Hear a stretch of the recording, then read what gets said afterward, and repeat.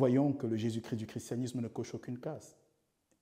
De Luc 24, 44, qui dit que ce que Moïse a dit, ce que les psaumes ont dit, ce que les prophètes ont dit doivent s'accomplir. On voit qu'il a violé les droits. Le véritable Christ, quant à lui, a respecté Moïse, a respecté les psaumes, a respecté les dispositions des prophéties des prophètes. Il coche donc la totalité des cases. Si le véritable Christ avait été fils de Dieu dès sa conception, par sa conception et dès sa naissance, au premier jour de son arrivée sur cette terre, il aurait transgressé. Jacques chapitre 1, verset 13, qui dispose que Dieu ne peut pas être tenté. Si Dieu ne peut pas être tenté, comment, prédicateur chrétien, justifiez-vous ce qui est écrit dans Hébreux chapitre 4, verset 15, qui stipule qu'il a été tenté en toutes choses comme nous, mais n'a pas succombé.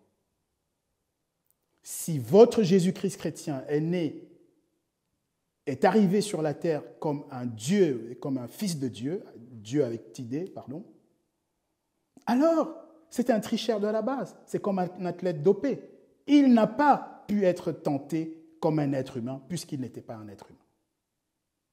Dès lors, conformément à 2 Timothée 2, 5, un athlète, dit ce texte, ne peut être couronné s'il n'a pas combattu en respectant les règles.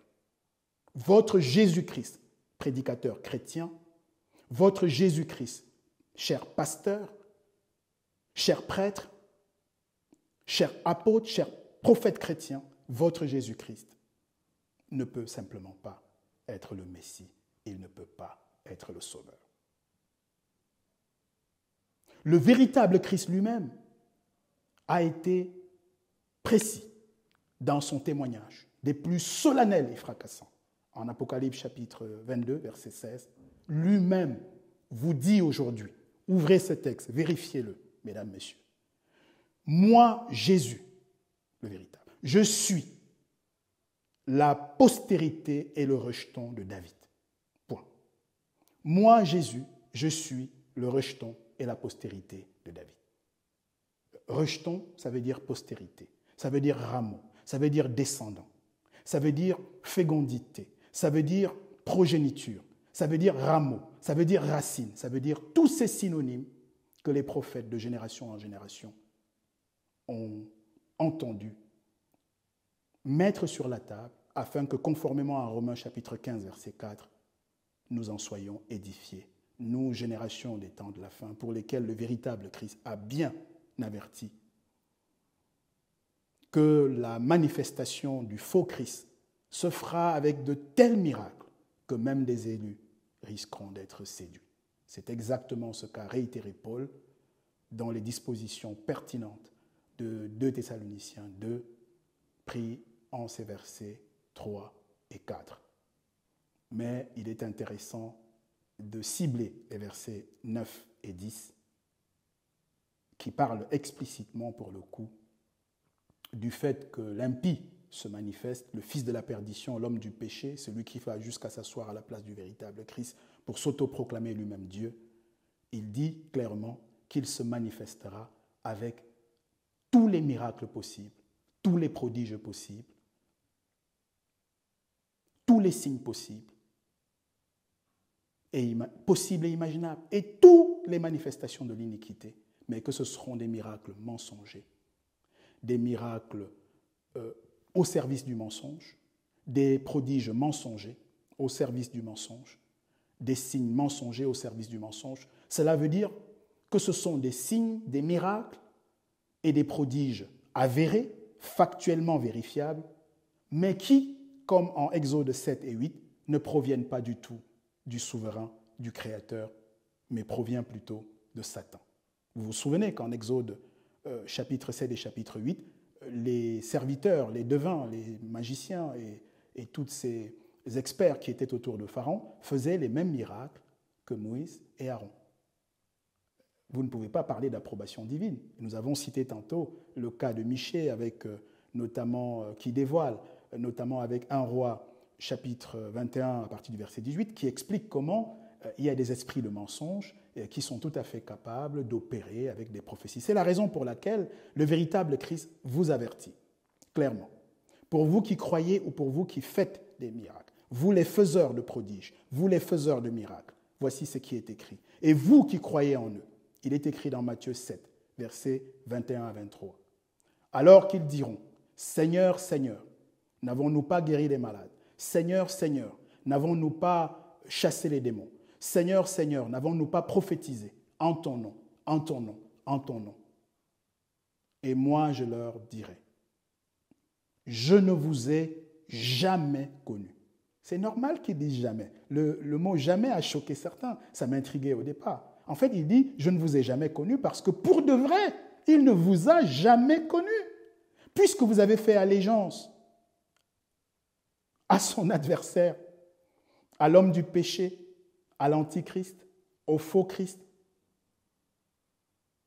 à l'ennemi qui va jusqu'à s'asseoir sur son trône pour s'autoproclamer Dieu, lui qui n'a rien à voir avec David, en violation de la totalité des prophéties, lui qui n'a rien à voir avec Judas, alors qu'on ne peut pas être lion de la tribu de Judas sans au moins déjà appartenir à Judas. Et ce ne sont pas tous les fils de Judas qui sont lions de Judas.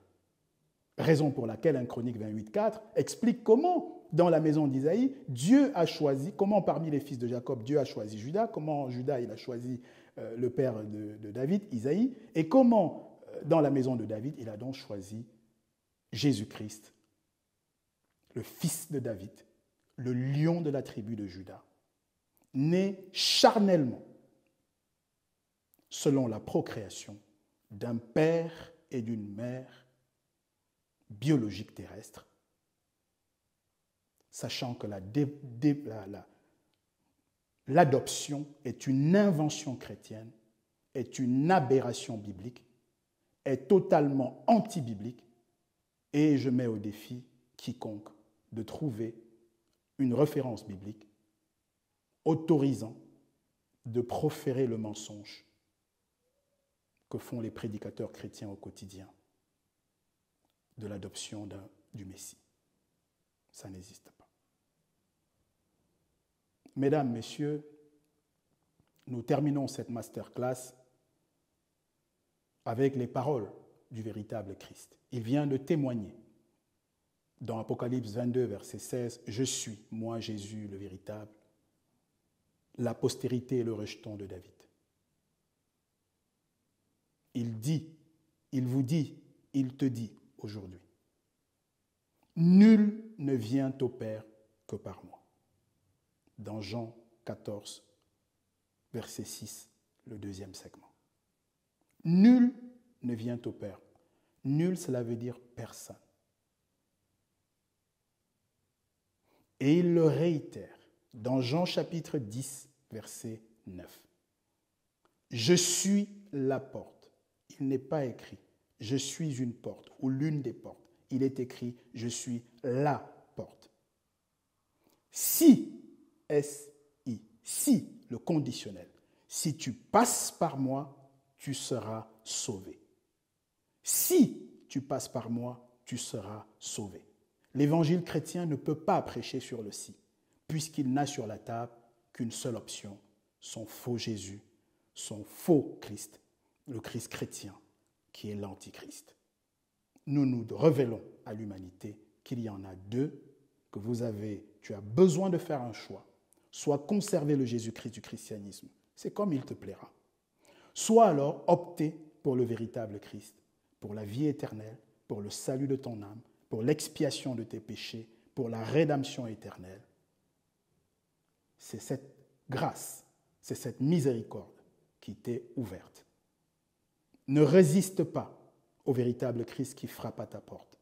Ne décompte pas le nombre de tes années de dévotion. Ne regarde pas ta réputation dans le monde et dans le christianisme. Cesse de mettre en valeur pour te dérober à cette invitation pressante et indispensable pour le salut de ton âme. Cesse de parler du nombre de tes églises.